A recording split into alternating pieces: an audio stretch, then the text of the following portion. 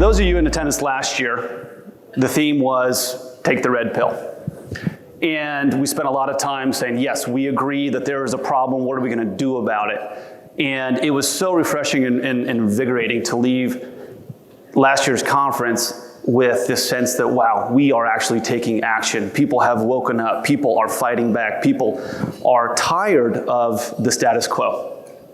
This year, Alternative Nation, we're showing people in the nation that there is a different way of doing things. People have a choice. Patients have a choice. Physicians have a choice.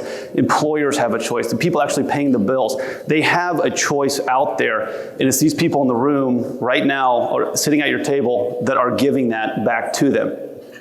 Now, a couple of housekeeping items. If you have not yet, download your YAP app. That has the entire schedule on it, speakers, everything you need to know, breakout sessions, where those are, what rooms are happening, as well as other agendas.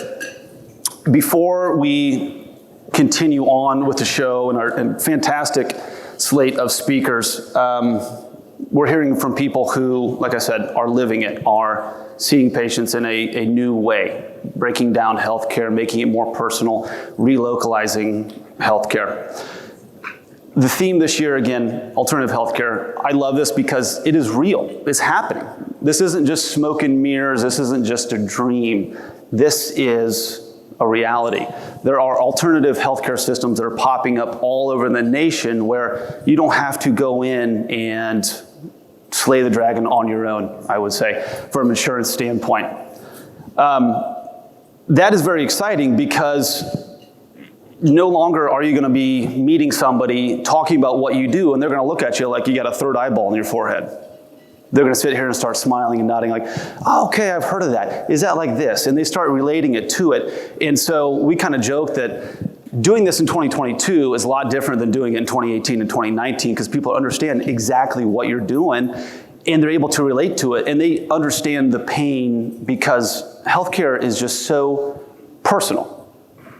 If you've ever talked to anybody and kind of explained what you do professionally, no matter what side you're on, there's a good chance somebody has opened up and told you a lot of intimate details about their latest health episode. And you're like, well, I didn't really exactly want that reaction, but you know, it's good to know that your blood pressure was this, or that your knee scope looked like this, or there's some other very, very interesting, colorful stories that people have told there in the past. But to me, that shows that the impact is, like I said, it's real. It's tangible. When someone opens up to you like that, it's almost like they never had anybody actually listen to their story before until now. The other theme that you're going to hear a lot is that innovation comes in a lot of different forms. There's a lot of headlines out there that healthcare innovation is all about the latest technology. You're going to be able to have all your medical scans taken by your smartphone, by your cell phone. Not always the case. There are incredible innovations happening with the way that we conduct business, the way that we have relationships, the way that you interact with physicians, the way that you interact with your health plans, and the way that really employers are taking care of their people and health systems are able to look at it, realize what they're doing is not sustainable, and then try to implement something that works for the patient and works for the physician. I want to encourage everybody to just take a minute, look around your tables. If you haven't met each other yet, do so. Make sure you know these people because these are the individuals who are fighting all these battles with us. These are the people who are like-minded. These are the people who have understood that there is a problem out there, and these are the people who want to go out there and fix it. Action requires, people to take that first step. Innovation requires people to take that first step, I'll say that. What we don't want is people to recognize that there's a problem and just complain about it, right? So the 300 people here, the people listening virtually, these are the people making an impact. It's not going to come from Washington. There's some things they could do to help. It's not going to come from state legislatures. There are some things they could do to help. But it's going to come from the men and women sitting in this room. And I think that is incredibly powerful to be a part of an organization that brings everybody together in order to fix things on a level that is built upon individuals. And that's what I want to really kick this conference off with. And we're going to hear from an incredible slate of speakers today, tomorrow, very powerful people doing some amazing things. But I do want to congratulate everybody here. Again, take a minute, pat yourselves on the back. You are part of the change. You're part of the innovation. No matter how small you think your contribution is, no matter how small you think your company might be, there's always room to improve, and we are winning hearts and minds.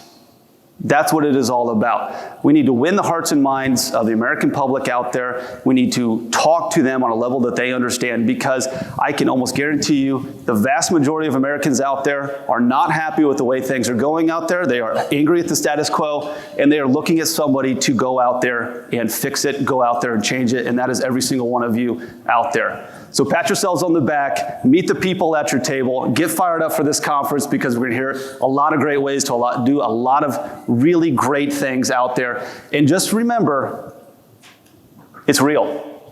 This is happening. We are building an alternative system right now. We are giving people choice, and that feels really, really good to be able to say that after all these years. And looking out there and recognizing a lot of people's faces, we've been in this for the long haul.